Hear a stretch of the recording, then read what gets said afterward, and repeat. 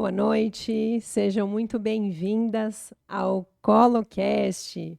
Eu sou Camila Toniati, sou consultora em aleitamento materno e estamos iniciando esse projeto. O ColoCast é o podcast da Cole Calor.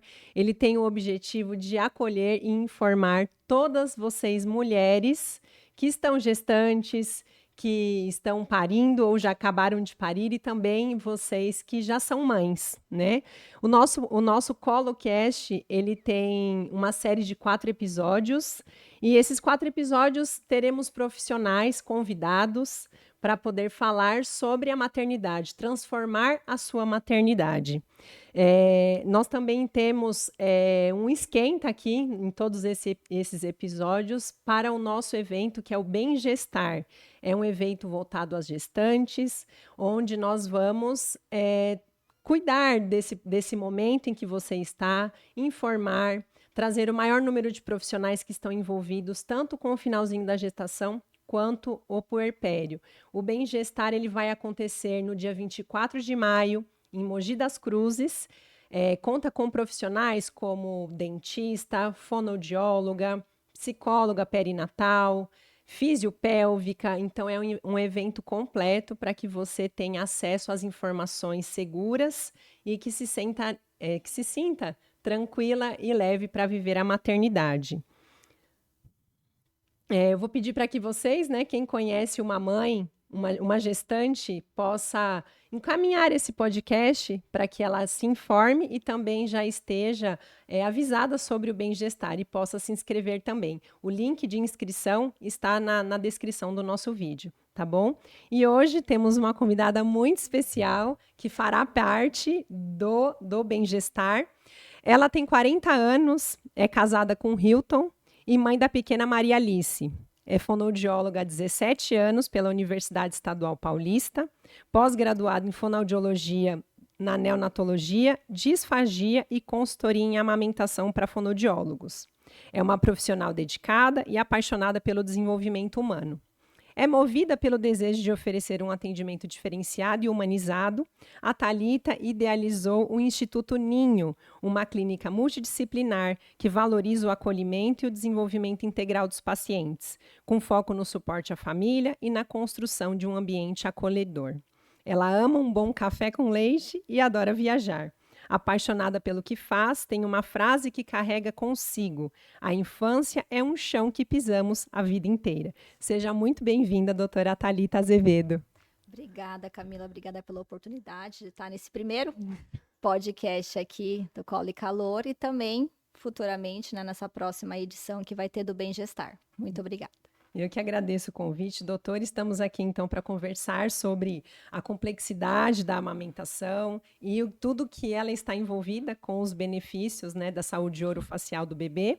E aí a gente pode começar, né, trazendo essa importância, porque eu, como consultora, e você, como fono, falaremos aí o quanto a amamentação é importante para o desenvolvimento da vida do bebê. Né? Então, sabemos que a amamentação está relacionada com a fala, respiração, mastigação, deglutição. E aí eu queria que você contasse um pouquinho sobre todo esse envolvimento que existe. Claro. O bebê, ele é um bebê, assim que ele sai, sensorial, né? E essa via de entrada para futuramente até essa comunicação é realmente pela boquinha. Uhum. Então, a amamentação, ela é a primeira escola desse bebê. Né? Então, mamar nesse seio materno é fazer com que toda a musculatura orofacial seja trabalhada, para que a gente depois tenha um desempenho muito melhor na introdução alimentar e, consequentemente, lá na frente na fala. Quando esse bebê está mamando, né, ele está recrutando músculos da língua, principalmente, mas essas bochechas, esses lábios, e ele está também trabalhando com a parte neurológica, porque quando a gente vai deglutir, a gente tem uma parte no cérebro que diz, olha, fecha o buraquinho da respiração, que é aquela coisa que a mãe conta pra gente, para de rir, senão você vai engasgar, né? Então, a gente tem o primeiro caninho, que é a laringe, que é da parte da respiração, e o de trás é a faringe, que leva esse alimento, então, pro esôfago e pro estômago. Então, quando esse bebê, né, está sendo alimentado, seja seio materno, e seja talvez mamadeira por alguma intercorrência que teve, ele tem que ter um padrão neurológico, né? Então, quando o bebê nasce, a gente sabe que o bebê recebe uma nota. E essa nota é especificamente para isso, para a gente entender, que é o APGAR, né? Que eles falam, olha, o primeiro minuto, depois o quinto minuto.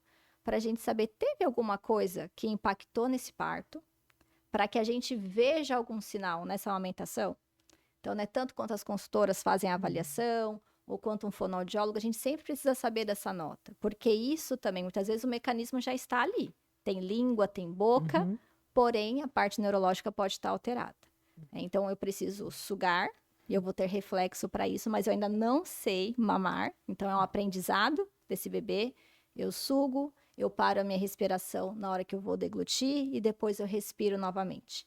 Essa sequência, sucção, deglutição, respiração, é necessária para a gente trabalhar essas habilidades muito mais aprimoradas para a parte da introdução alimentar, que consequentemente recruta outras musculaturas dessa boca de forma mais enfática, né? Então daí começa um início de uma mastigação para que depois eu tenha essa musculatura muito preparada para a parte da fala. Então existe uma sequência, todos esses degraus existentes entre sugar, deglutir e respirar.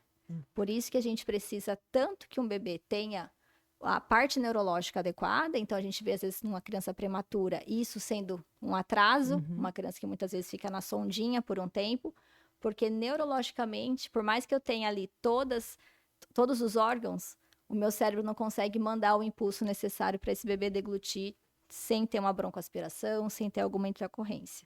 Então a gente precisa sempre entender, nasceu um bebê, mas esse bebê está em aprendizado. Né? Ele veio com uma mochilinha vazia. E a gente vai colocar com muito amor, carinho e dedicação, realmente esses aprendizados, que é sucção, deglutição e respiração. E é incrível a informação que a doutora traz, porque tem muitas mães, acho que a maioria delas, que não fazem ideia que o bebê tem que desenvolver tudo isso, Sim. que ele não vem pronto, né? Que ele faz, de certa forma, esse processo de sucção, de deglutição na barriga, mas que é algo que aqui fora ele vai fazer um pouco diferente e aprimorado. Sim, muito. E aí, quando a gente fala para a mãe que, olha, a gente precisa ensinar o seu bebê a mamar, elas falam, não é possível, né? É algo que tinha que ser muito mais tranquilo. Sim. E por isso que a amamentação não é um instinto, é algo que, lógico, a mãe tem a questão de trazer o bebê para o peito, de tentar ali conduzi-lo de uma tal forma que ela entende que está dando certo, mas que pode acontecer de muitas questões não ajudarem como a gente gostaria. Então, aí precisa realmente do profissional para poder fazer tanto os manejos de mamada quanto também os manejos de musculatura, que nem sempre elas vêm totalmente prontas para que isso aconteça, né? E aí temos um tema bastante delicado e polêmico, que é a questão do freio lingual, né? O quanto ele está ali ligado à amamentação e o que é o freio lingual, porque a gente escuta muito sobre.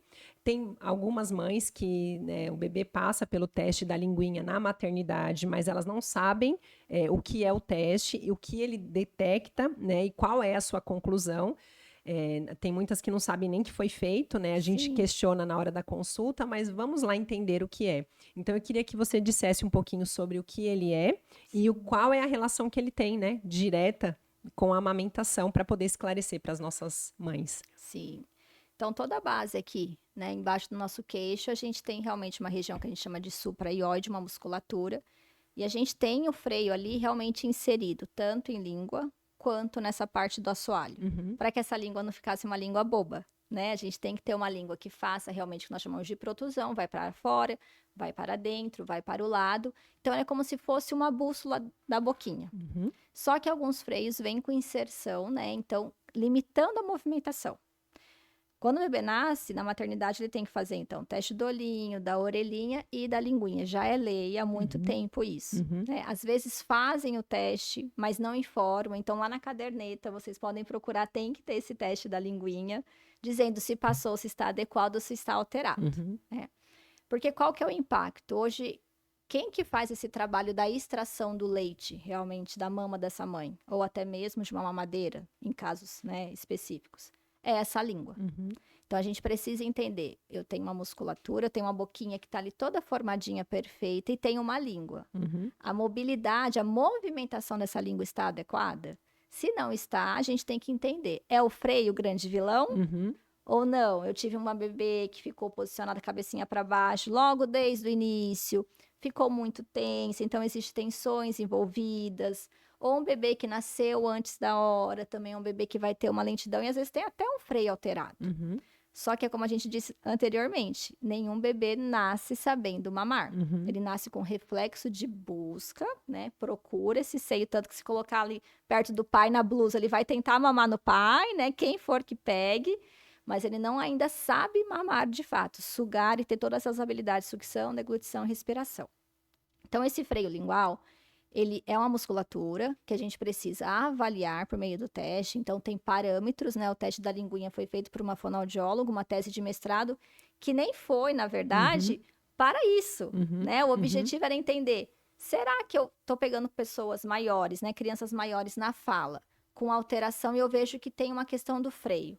Será que se eu olhasse lá no início, traria alguma diferença para minha prática terapêutica, né? Porque tem crianças que a gente chega no consultório não falando alguns sons da fala, a gente verifica que tem uma questão aí de uma limitação desse freio, por isso que eu não consigo ter uma elevação para os sons que a gente fala que são os lingodentais, T, D, N, L. E daí a gente fala, olha, realmente é um freio impactando, vamos fazer a cirurgia. Faz a cirurgia, faz um pós-operatório, mas mesmo assim a Martinelli via que a fala não ficava como ela gostaria. Então, ela queria entender, será que se eu ver lá na maternidade, fazer essa avaliação precisa logo no início, eu vou ter uma mudança na minha prática clínica? Só que com isso ela descobriu que a gente conseguia verificar realmente que, além disso, tinha prejuízos em alguns casos na amamentação, né? Temos bebês com língua alterada, que é a famosa língua presa, que mamam, que ganham peso, que dormem bem. E também temos bebês com a língua presa, que não mamam, não dormem e não se desenvolvem, não ganham peso, não se desenvolvem bem. Então, o teste da linguinha ele é um norteador. Hoje, quando a gente faz na maternidade, é tudo muito novo. Esse bebê está aprendendo ainda. Então, talvez a resposta dele naquelas primeiras 48 horas não seja a resposta que a gente gostaria. E intervir, às vezes, precocemente também não é o mais adequado, porque é isso, cada peito é um peito, cada bebê é um bebê, a gente tem que estar sempre realmente com essa equipe multi-atuando. Então, essa consultora que acompanhou lá atrás, que já explicou para essa mãe sobre a amamentação, sobre como seria essa pega, esse ajuste, porque às vezes um bebê com freio alterado consegue ajustar na maternidade e vai seguindo. A gente vai ver um prejuízo realmente grandioso ali naqueles 30 dias. Porque ele precisa de pouco ainda. Ele vai mamar, mas não precisa de muito. Então, o esforço que ele faz com a recompensa, por mais que seja difícil, para ele ainda está adequado. Mas com 30 dias já não mais. Ele precisa ter um volume muito maior de leite. Né? E sem contar as questões das dores que podem causar. Mas ainda não existe uma relação que a gente consiga comprovar. Tem o freio lingual alterado, esse bebê não vai conseguir mamar bem e esse bebê vai machucar muito essa mãe. Porque a gente conhece, você já deve ter tido mães com um bebê com freio na ponta da língua mamando, né? Mas lógico, depende de produção dessa mãe, é uma série de coisas. Então, quando avalia só o freio, a gente não está avaliando a díade, que essas duas pessoas envolvidas, a mãe e o bebê. A gente precisa ter os dois para a gente entender qual é o impacto da alteração. E, a depender da alteração realmente do freio, a gente tem desmames precoces ocorrendo. E é curioso também porque muitos casos, né, a gente vê de tudo, como você comentou. Então, tem casos que saem da maternidade super tranquilo, mamando, e tem mães até que depois, assim, de 8, 9 meses que eu fiz o atendimento lá no início, me chama e relata, olha, você sabia que o meu bebê tem um freio lingual? E aí a gente fala, nossa, mas como, né? Aí você lembra que a mãe tinha muito leite, muita produção, que não era machucada. Então você fala, nossa, eu acho que realmente a amamentação fluiu, né? Então aquele bebê estava pegando bem, aquela mãe tinha produção, não tivemos problema de ganho de peso, de perda de produção. E aí, como consequência, o freio lingual ele passou despercebido. Então, isso também é bom relatar, porque tem muitas mães que se surpreendem com esse diagnóstico, mas que é algo que pode acontecer. Porque aí é onde ele pode aparecer na introdução alimentar. Por isso que, né, uma mãe que, não, meu bebê não come nada, né? Por que será, né? Meu bebê não está falando com 2 anos, 3 anos, com as idades que começam a incomodar por conta do comparativo, né? Então, é importante entender isso também, que o teste, ele ainda é algo que vem sendo aprimorado, mercado, né, na Sim. maternidade, e que nem sempre ele é certeiro por conta desses fatores. Com certeza. Então, uma nova avaliação, quando é encaminhada por uma consultora, por um pediatra, pela fono, né? Então, Sim. pode ser necessária por conta desses aspectos de que realmente cada caso é um caso, né? Sim, com certeza. E a língua, na verdade, por que que a gente fica tão preocupada, né? Assim, de certa forma, quando a gente vê, olha, tem um freio lingual alterado. A língua é o primeiro aparelho dessa boca, Uhum. né? Então, esse bebê nasce com esse queixinho bem para trás, até porque, né, a via de parto seria vaginal para ele conseguir, de fato, passar. Uhum. E a movimentação desta língua na sua amplitude, então, no movimento cada vez mais refinado, faz com que a gente tenha o desenvolvimento desse queixinho. Uhum. Daí eu vou ter uma mordida, né, do dente superior por inferior, que é a maxila cobrindo realmente a mandíbula. Só que se essa língua não consegue repousar em contato com esse céu da boca, a gente começa a ter um céu da boca assim, cada vez mais alto, alterado, né? Porque essa língua ela tem esse papel de ajudar no crescimento crâniofacial, de desenvolver, que a gente fala que são os terços da face de forma uniforme. Meu rosto, por um exemplo, não foi freio lingual, foi mamadeira, década de 80, mas não desenvolvi o queixo, porque na mamadeira a gente faz um esforço muito menor, a gente não faz a amplitude do movimento que faria realmente no seio materno. Uhum. Então, meu céu da boca ficou lá em cima, fiquei com freio nasolabial, que a gente fala encurtado, né? Então, o queixinho agora é só harmonização facial.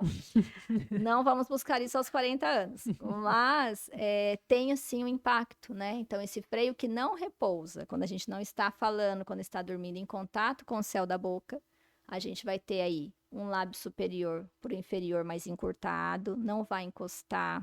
A gente vai ser uma pessoa mais respiradora. Oronasal e o bebê respira pelo nariz, ele não sabe respirar pela boca. Uhum. Então, vai trazendo uma série de impactos que mais para frente a gente vai vendo. Né? No início, se tem toda essa, né, teve uma boa produção, essa mãe conseguiu se adequar, a gente não vê os sinais, mas talvez na introdução, porque daí céu da boca lá em cima, esse alimento para, e a língua não consegue fazer a varredura que deveria, né? Não consegue buscar nos cantinhos da boca também o alimento. Ou a gente vai ver depois lá na fala, né? Mas não é algo que a gente consiga dizer assim, 100% de certeza. Tanto que quando chega no consultório a gente identifica, a gente fala, olha, é uma cirurgia eletiva. Vamos tentar os ajustes, vamos acionar a consultora para ajudar nessa pega, posicionamento, porque se você não quiser fazer, a gente vai continuar aumentando dessa forma. Mas a gente precisa contar dos prejuízos que podem vir a acontecer.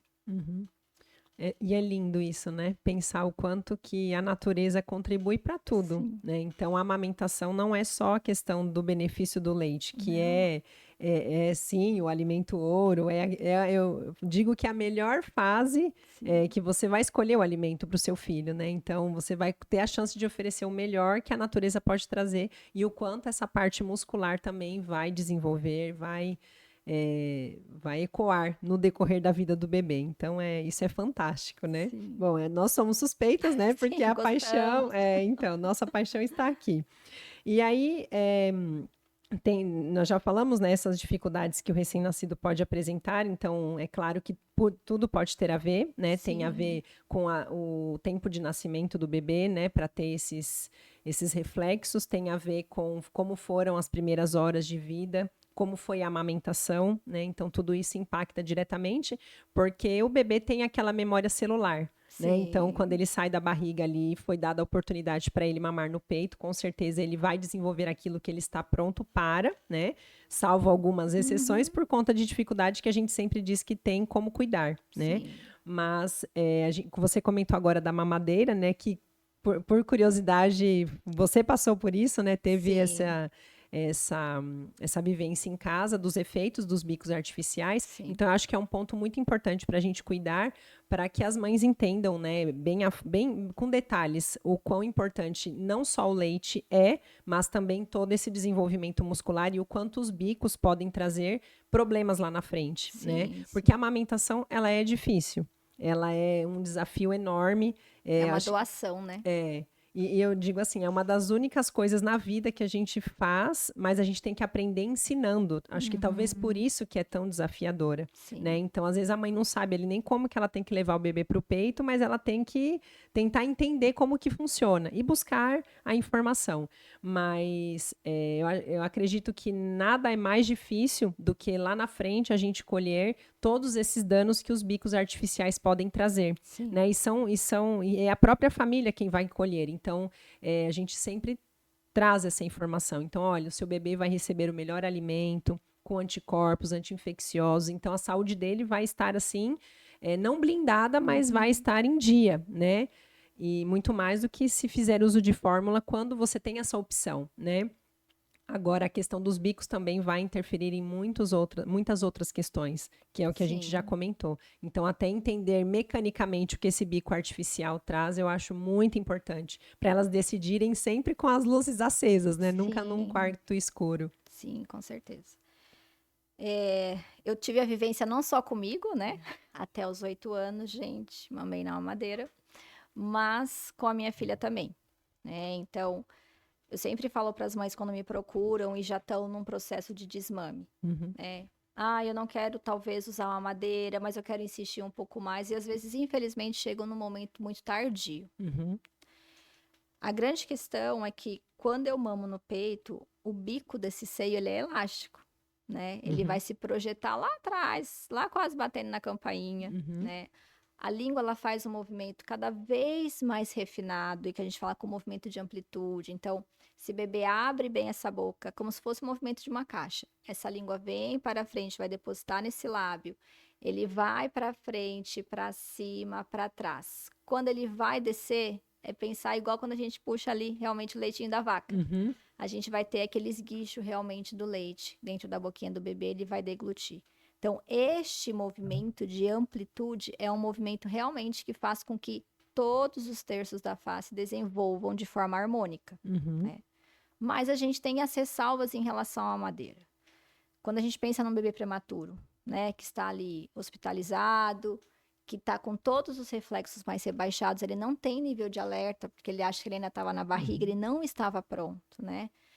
A gente sabe que ali eu preciso trazer, só que ele vai ficar irritado. Ele vai acordar e o que acalma um bebê é sugar. uhum, Por isso que falam, né, da livre demanda uhum, nesses primeiros 3 meses, assim, de uma forma de uma doação gigantesca dessa mãe. Porque esse bebê não sabe que saiu, tem temperatura, tem luzes, tem sons, e esse sugar é o que acalma neurologicamente. uhum, Então, bebês de UTI a gente vê realmente mamadeira, para que eles consigam aprender a mamar, uhum, né? E se acalmem também. Lógico, é o mesmo mecanismo? Não, recruta muito menos músculos. Mas ainda assim eu tenho um bebê se nutrindo e se acalmando neurologicamente. Quando a gente tem a opção dessa mãe, eu sempre digo: você quer amamentar no seio ou você quer fazer uma mista? E existe um tabu muito grande em relação a isso, porque algumas mães realmente falam: Thalita, eu quero até os 3 meses, porque não é para mim, né? É um serzinho, como você disse, dependendo de você. E às vezes eu tenho mãe que tá amamentando sem nem olhar para o filho, porque eu tenho desconforto, eu tenho uma sensibilidade aumentada, a gente não tem fissura, a gente não é nem dor, é sensibilidade aumentada. Eu tenho mulheres assim que chegam ao consultório. uhum, E este momento é de troca, uhum, é de olho no olho, uhum, é de muito afeto sendo depositado naquele bebê. Então, quando eu vejo situações como essa, ou de uma mãe num quadro de depressão pós-parto que acontece, a gente fala, então a gente consegue pelo menos extrair o seu leite e dar o seu leite, porque ele é vivo, uhum, ele é rico, uhum, como nenhuma fórmula é uhum, na mamadeira, até você se recuperar, até você melhorar.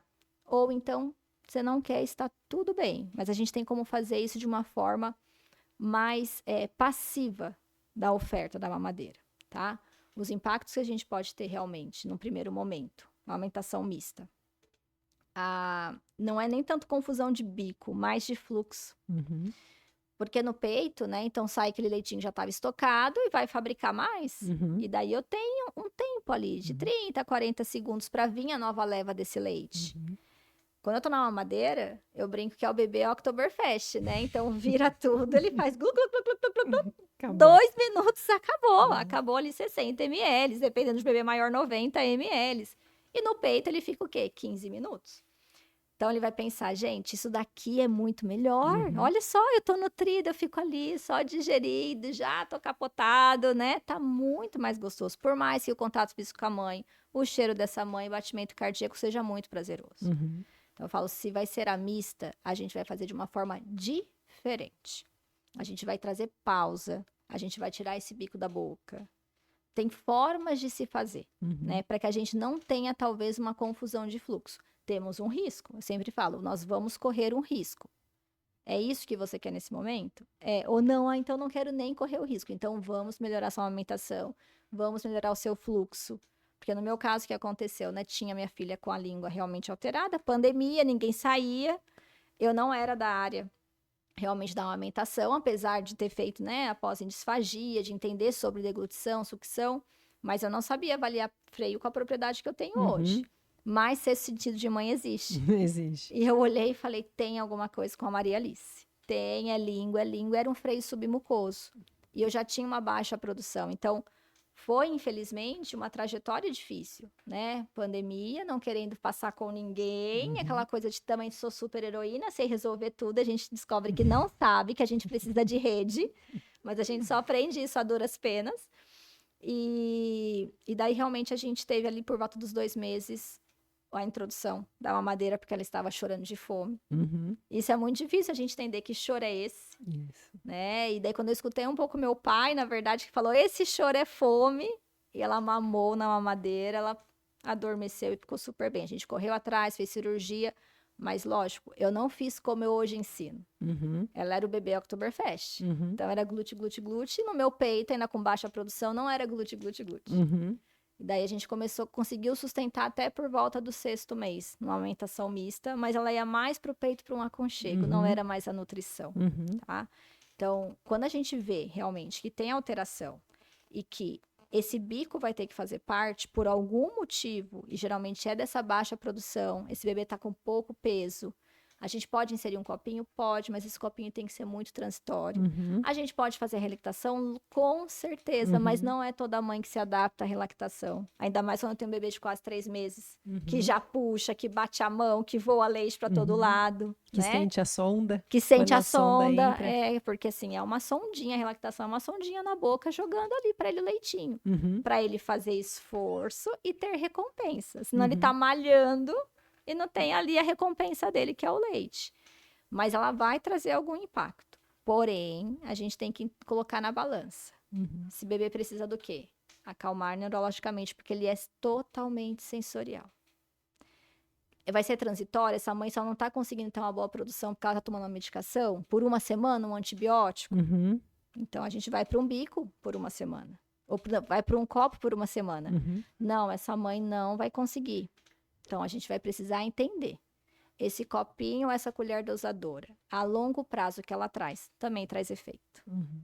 Né? Porque quando a gente mama na mamadeira ou no seio, que é o mais ideal, de qualquer forma a gente faz bico. Quando eu tô numa colher ou num copinho, nisso a longo prazo, eu tô sorriso. E para comer ao 6º mês, eu tenho que fazer isso. Eu tenho que recrutar minha bochecha, recrutar meu lábio para tirar o alimento da colher. Então, tudo eu sempre falo para os pais, é na balança. É transitório? Vai ser por pouco tempo? Vamos adaptar sonda, ou copinho, ou colher dosadora. Por algum motivo, não vai ser transitório. E esse bebê chega irritado, esse bebê não dorme, esse bebê tá sempre, você vai tocar, ele tá sempre com muito reflexo. Eu preciso acalmar neurologicamente. Mas a gente vai entender que essa mamadeira entra para alimentar de uma forma mais passiva, para que a gente ensine que ele tem que sugar, deglutir e respirar. Que isso vai impactar na hora que ele for comer. Não é aquele bebê que quer uma colher atrás da outra. Porque ele já recebia assim na mamadeira. Então, ele espera que o que na colher também seja isso. Tá? E a chupeta, a grande questão, que também entrou na minha filha, gente, eu não minto nunca para os meus pacientes. Foi no momento, né? Nenhuma mãe quer dar chupeta. Eu vejo que nenhuma mãe que chega hoje no consultório fala, eu vou dar chupeta, porque uma outra fala que acha bonitinho. A grande maioria sabe dos prejuízos, né? Só que existem padrões de bebê. E tem alguns padrões de bebês que a gente fala que é mais sugador. Isso. E daí ele quer ficar no peito o tempo inteiro. E daí a gente começa a ver um desgaste dessa mãe. Se essa mãe tem uma hiperlactação, esse bebê no peito, que tem uma produção muito alta de leite, ele vai ficar sugando e deglutindo leite. E daí começa aquele bebê a regurgitar demais. Começa a regurgitar demais, porque ele não sabe nem o que é estar saciado, porque está sempre entrando leite. Então, falo para os pais também de novo. Traz prejuízos? Traz. Muda a forma de sugar? Muda. Como que a gente vai usar isso? Vai ser só para ele adormecer, porque ele estava com uma cólica, que é muito pontual. Não vai nem colocar aquele negócio que pendura, tá? Aquele pano que puxa. Não vai comprar aquela que dá para colocar o dedo dentro, que é gigante. Então, a gente tenta minimizar os danos. Risco teremos, prejuízos também, mas a gente tenta minimizar. Então, às vezes eles chegam, eu vejo muito isso, tá? Sobe com a criança com a chupeta, pensa, tô na fono, ela vai me matar de estar com a chupeta. Aí eles tiram discretamente, só que eu já vi. Aí eu falo, cadê a chupeta? Não, então, a gente usa a chupeta muito pouco. Eu falo, gente, eu não vou julgar vocês, tô livre, sejam livres desse julgamento. Só vocês sabem o que vocês passam na madrugada. Eu quero saber como vocês usam. Isso fica na boca o dia inteiro? Fica pendurado? Você substitui isso. Aí, porque você vê que ele chora na madrugada e dá a chupeta ao invés de dar o seio, porque é fome.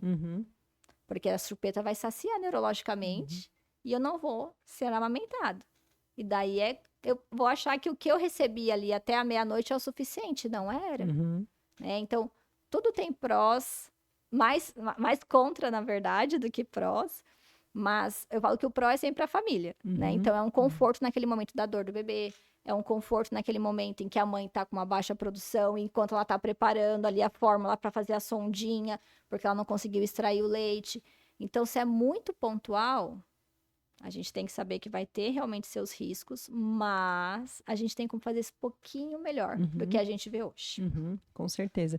E é importante, assim, entender que tudo é transitório, né, doutora? Sim. Então, é como você comentou, a gente tem os copinhos, a colher, o copinho, né, lá, o bebê, quando aprende, às vezes, mamar na maternidade, que é preciso, aquele copinho, depois o copinho de 360 graus. Então, tudo realmente é transitório até o bebê chegar no copo aberto, né? Sim. Então, mesmo que tenha essas situações, que né, tenha os pontuais da chupeta, da mamadeira, então a mãe entender esses malefícios, ela entende que realmente entrou e tem que sair, né? E até a sonda, porque tem muitas mães que não sabem, né, o risco, às vezes também tentam usar a sonda sozinhas, né? Não entende que também traz uma confusão de fluxo, e aí aquele bebê só mama com sonda, nunca mais ela tira, né? Então, realmente é importante, né, as mães entenderem isso, que todo esse processo ele é transitório, e quando ele é acompanhado por especialistas, sem dúvida, se torna muito mais tranquilo para entrar e para sair, porque aí ele vem, né, juntamente com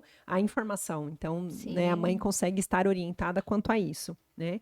Então, acho isso importante salientar. E um ponto que você comentou que eu também considero importante, né? O bebê Oktoberfest, né?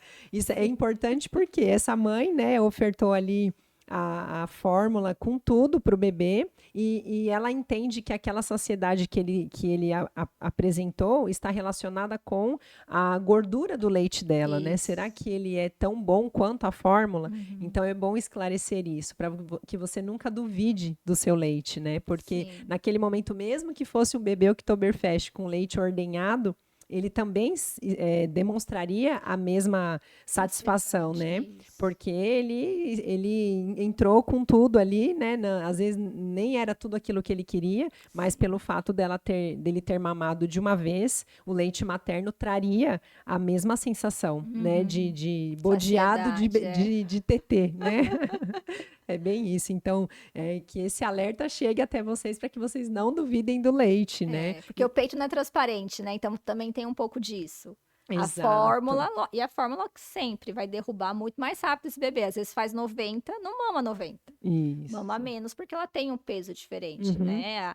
A forma como o leite é digerido é totalmente diferente da fórmula. E às vezes, se ordenhar, vai 90 do próprio leite. Isso. Mas tem que ter essa passividade na hora de ofertar. Por conta do fluxo. Por conta do fluxo. E a gente tem também, eu digo às mães que a geração delas, né, vamos por aí 30, 35 anos, é uma geração onde está a junção de experiência, que são as avós, a sogra, a mãe, as mulheres da família que estão ali, que é a rede de apoio dessa mãe, e que trazem consigo a experiência como mãe, né, na maioria dos casos, com a informação que somos nós. Então, por um lado, temos essa experiência versus a informação. Em alguns casos, tem a infodemia, que é o fato da internet mais atrapalhar do que ajudar. Então, se ela não tem o profissional de confiança ali ao lado dela para que ela entenda todos esses pontos, acaba que ela realmente não sabe o que fazer, né? E aí acontece, o pai ou a mãe falou, esse choro é de fome, o que que acontece? Essa mãe recorre ao que ela sabe fazer, porque como os bicos, eles fazem parte e sempre fizeram parte da nossa cultura, então é o que ela vai pensar, né? Sim. Então, por isso que qualquer dificuldade, né, seja do bebê acoplar na mama, do bebê ter ou não ter o freio lingual, né, ter dores para amamentar, não é normal ter que calejar, né? Então, tudo isso pode estar relacionado a toda essa musculatura que nós estamos falando. Então, o ideal mesmo não é ir para o Dr. Google, é sim buscar o profissional de confiança para que vocês possam, né, para que elas possam trazer essa resposta para a dupla. Porque cada caso é um caso, né? Às vezes elas não se encaixam naquilo que elas estão vendo no Instagram, no Google, enfim. E até antes, né, Cami? Porque você faz esse trabalho antes com as mães, né? As mães chegam para o fonoaudiólogo já numa situação, né, do encaminhamento da consultora, mas antes, né, ter esse contato com uma consultora para ter essas informações é muito rico, porque daí a gente tira um pouco, né, limpa um pouco aquele cenário, né, de alguns palpites que podem ser errados, outros são muito bons, eu falo, às vezes tem que escutar mesmo, mas você já vai sabendo do que está acontecendo um pouco com o seu bebê. A gente leva um susto no início, né? A gente não sabe como proceder, mas fala, nossa, a Camila veio aqui e falou para mim que, olha, se acontecesse isso e isso, podem ser esses sinais. Eu vou acionar novamente. Porque senão a gente vai ficando perdida, vai seguindo o que realmente todo mundo está fazendo, né? E daí segue todo o Instagram possível em relação a isso. E, infelizmente, não são informações de qualidade. E daí a gente tem no Brasil esses bebês mamando 90 dias, né? No seio de forma exclusiva. Então, a gente tem um desmame precoce muito urgente dentro do Brasil, né? Apesar da gente ter as mulheres, as famílias são grandes, tem muitas experiências, né? Então, é quase uma aldeia feminina, mas a gente ainda tem falhado em relação a isso. E eu vejo que é por informações que são muitas vezes ruidosas. E daí, quando ela vai procurar, ela procura num momento em que já tá abalada, né, emocionalmente, essa produção já caiu, e daí ela já tá com uma série de recursos que esse bebê já se acostumou e já acomodou. Então, é mais difícil. É diferente de um bebê recém-nascido, que ainda estou passivo. Um bebê de 3 meses já tá muito mais ativo. E é quando a gente tem essa perda, às vezes, da amamentação. É o que a gente escuta do calejar, vai passar, isso em todos os sentidos, né? Ah, então o bebê acorda de hora em hora. Ah, é normal. Ah, o bebê tá machucando. Ah, é normal, vai calejar. O bebê não tá engordando, tá abaixo da curva. Ah, vai passar. E aí esse vai passar, vai deixando esse bebê viciado a formas de mamar de forma errada, né? E aí, quando a gente tenta fazer esse reparo, essa mãe já está assim, totalmente desgastada. Ela já não tem mais forças para conseguir, né? Eu acredito que a amamentação nesse início, como eu comentei, é desafiadora, e eu sempre digo que 7 dias a gente ganha ou a gente perde. Porque nesse começo quando a mãe vai para casa, o bebê chora, e aí ela não sabe identificar nem ali do que é esse choro, né? Então, acaba que aí é onde ela vai entrando com aquilo tudo que ela está ouvindo, sem ela entender se realmente ela precisa de ajuda ou não. Ou com a síndrome da Mulher Maravilha, que vai passar, que eu vou dar conta, que eu estou dando conta. Então, é importante a gente ressaltar não só essas questões musculares, mas que é o que eu sempre ressalto em todas as minhas conversas e entrevistas e tudo, que a mãe ela tem que se dar ao luxo de ser cuidada. Então, esse olhar para ela também é importante, porque ela vai refletir completamente no bebê.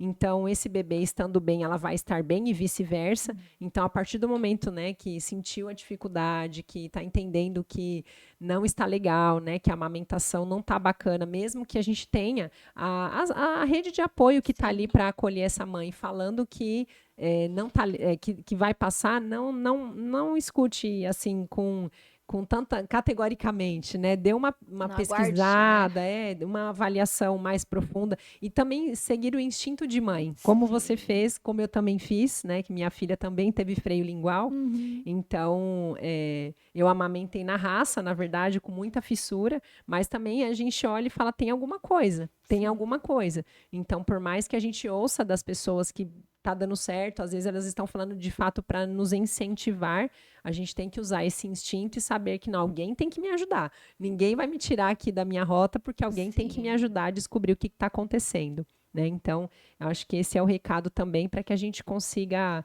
ter essa mãe buscando realmente o que ela quer e trazendo mais qualidade de vida para as nossas crianças. Com Né? certeza. Porque o quanto a gente tem de crianças que não comem bem por conta da musculatura ou por conta de não ter tido contato com o leite materno, que ajuda a desenvolver o paladar. Sim. Então, ainda a gente tem crianças que, né, têm certo desenvolvimento restrito, porque ainda temos pesquisas que o freio interfere nisso, e bebês que demoram para falar, e bebês que não comem direito. Então, assim, a gente tem os danos, a gente já sabe o que tem, né? Então, só mostrar para elas o caminho que elas precisam buscar para trazer essa resposta para dentro de casa é o nosso objetivo como profissionais, né? Como podcast, como evento Bem Gestar, tá? E aí, doutora, a gente já vai partindo pro final. Sim. Eu queria apenas que você contasse para a gente um pouquinho do seu projeto, né? Que é onde você atende aí com todo carinho todas as mães que precisam de você, precisam dessa avaliação, que é o Instituto Ninho.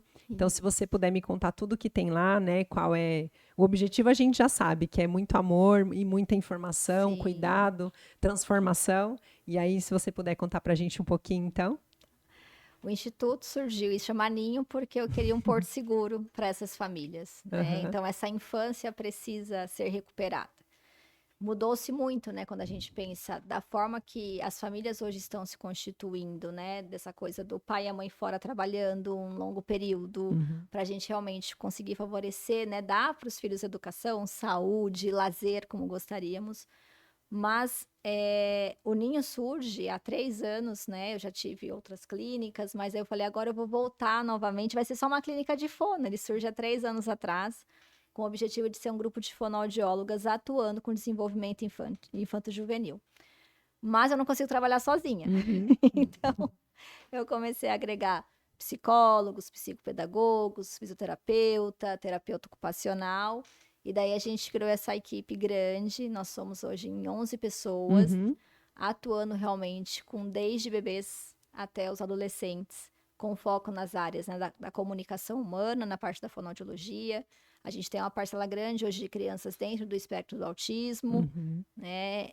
Temos também as crianças com distúrbios dos sons da fala, que a gente tem observado, né? Uma crescente também disso, crianças com transtorno da linguagem, da terapia ocupacional, né? Os bebês têm chegado agora mais velhos para os terapeutas ocupacionais, porque é aquele bebê agitado, que daqui a pouco vai receber um diagnóstico de TDAH. E quando a gente vai pegar a história clínica dele, lá na amamentação já teve uma dificuldade. Era um bebê que não aceitava tanto esse colo. Nesse peito também teve dificuldade. Muitas vezes não era uma questão de freio. Né? A base do desenvolvimento desse cérebro a gente chama de sensório motor. Então, como que esse corpo se percebe nesse ambiente, como que é a parte do equilíbrio, como que é a parte olfativa, auditiva, visual desse paladar, tudo isso, quem trabalha com afinco e estuda é o terapeuta ocupacional. Então, muitas vezes chegam as crianças agitadas demais, que não são independentes lá por volta dos seus 5, 6 anos, então não usam o banheiro direitinho, né? Não conseguem escovar o dente, a síndrome do cascão. E quando a gente vai ver, na verdade, são crianças com alterações sensoriais que já começaram lá quando eram bebês. Então, a atuação do terapeuta é muito voltado para isso, né? O terapeuta ocupacional, que não se falam tanto, mas é tão importante para a gente. O fisioterapeuta para as partes motoras, as desordens motoras e também dos sons da fala, porque a gente sabe que para falar eu preciso respirar, eu preciso organizar, perceber diafragma. e o fisioterapeuta atua com isso também. Uhum. E a parte escolar, que é o trabalho do psicopedagogo dentro do Instituto Ninho, né? Então, é um ambiente que a gente fala que é acolher para crescer. Uhum. É um ambiente muito familiar. Eu brinco que a minha recepção é a minha casa, porque tem hora que eu saio e falo, gente, que feira que tá aqui fora. Mas é porque eu gosto que toda família que esteja lá se sinta em casa realmente, né? Então, esse atendimento que nós realizamos é muito voltado para que eles consigam dar os primeiros passos e, de repente, voem desse porto seguro, né? E essas famílias também se constituam dessa forma, que por mais que mudou o formato, que haja pausa e momento de qualidade com os filhos. Né? Hoje, isso daqui toma a nossa atenção de forma gigantesca. Esses pais chegam muito cansados, então a gente diz, não estamos exigindo nada de vocês, a gente só quer ser uma ferramenta para que vocês consigam vivenciar essa infância, que a gente continua pisando nesse chão da infância, mas que tenha memórias, como a gente conversou agora há pouco, né? Que a gente construa memórias com nossos filhos, mesmo que sejam por um tempo mais reduzido. Mas é muito importante. Não, fantástico. É completo, né? Tem toda a assessoria que as crianças precisam, que as famílias precisam, esse cuidado independente da idade, porque uma hora vai ser descoberta, né? Você vê, a gente só está falando de um recém-nascido até agora, chegamos até 3 meses, 8 no máximo, mas olha como a gente também tem profissionais cuidando de tudo isso. E mais uma vez a informação é o caminho, é o que salva, né? Então, é bom que todas, né, que estejam nos assistindo consegue identificar, consegue usar o instinto de mãe. Então, precisando dessas informações, sabe onde encontrar a doutora, encontrar profissionais que estejam com a mesma sintonia, né? Buscando esse acolhimento, essa transformação das famílias. E é isso que a gente precisa hoje, né? Quem cuide das nossas famílias quando a gente faz o máximo e não consegue dar conta, né? Então, aí é onde a gente busca o caminho. Então, tá bom, doutora, eu agradeço muito, né? Vou comentar que o Instituto Ninho, ele é um dos patrocinadores do Bem-Gestar, né? Então, a doutora também estará lá no nosso evento, contando um pouco mais os detalhes sobre a fonoaudiologia e o quanto ela está diretamente relacionada com a maternidade. E também temos outros patrocinadores que apostam no nosso evento Bem-Gestar e também no nosso ColoCast, tá? Então, mais uma vez, convido vocês a encaminhar para alguém que precisa dessa informação. Nesse momento, com tudo que a gente ouviu aqui, não só uma gestante, não só uma mãe de recém-nascido, mas uma mãe que precisa, ao menos, saber das informações que nós conversamos aqui. Tá bom? Temos todas as descrições no vídeo, então, link de inscrições para o Bem-Gestar, link dos profissionais e patrocinadores que estarão conosco. E eu agradeço mais uma vez, doutora, sua participação, toda a sua contribuição. Obrigada. Espero que esse canal consiga, de fato, levar a informação para todas as famílias, onde quer que elas estejam. Com certeza. Nossa, até a próxima, obrigada, então, doutora. Viu? Obrigada. Tchau. Tchau.